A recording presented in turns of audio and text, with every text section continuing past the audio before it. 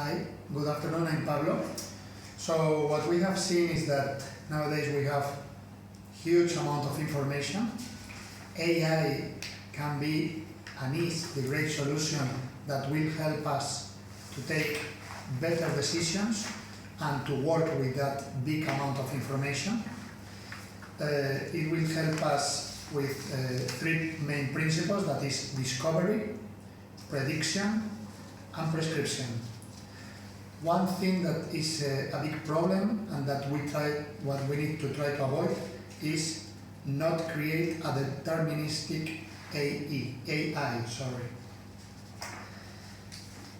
Then another thing that surprises me is how technology is destroying some white collars job and positions. So the productivity is increasing, but one part of the society is suffering, and that's something that is worrying me. And the third interesting thing was how Terrence talked about the new applications and the new organizations like N26, Revolut, Cure, Alipay, Grab, and how banks are going to suffer, readapt, and reinvent, or disappear. Okay. Yep. I'm fascinated by the concept of AI because I do think that it has relevance and it's necessary in this age. But I share the concerns with respect to morality and ethics. I also think that it reduces humans and their complexity, the whole complexity of the human person, to values. And I'm concerned that the way those values are ascribed will affect the way in which the results are achieved, or the algorithms that result from them. I think it's really difficult for AI to capture the essence of the human being and the human being's ability to change. I think also that subconsciously with AI, we begin to rely more and more on machines to take decisions. Even though we say we don't, but we do allow machines to take certain decisions. Where do we draw the line?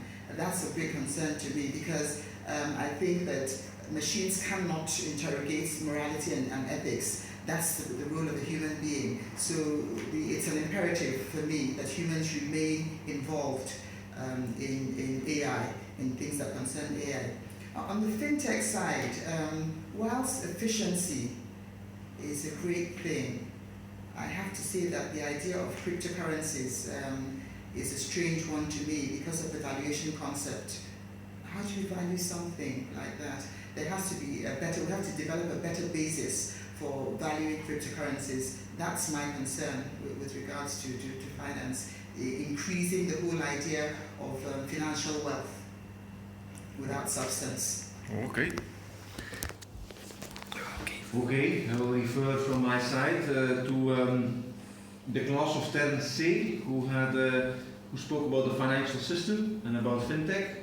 Short about the financial system, which was, he referred to the French economist Thomas Piketty, and he explained that the return on the use of capital is much higher than the growth in wages, which was interesting to see that there has been a huge productivity growth in the last few decades, and that has led that the rich got richer, the middle class slightly richer, and the poor got a lot poorer. Very interesting concept to see, which is what is going on in the current financial system. Then on fintech, that was interesting because what is going on for the moment, we see that fintechs, they are chasing or they are working on payments, which is on itself is transaction based, which doesn't add really that much value in itself, but is the first in line with customers, and that will enable them to deliver additional services, attract deposits, get loans, issue credit cards, investments. That's a very, very interesting concept that we learned related to what is going on with fintech companies at this moment. Thank you so much.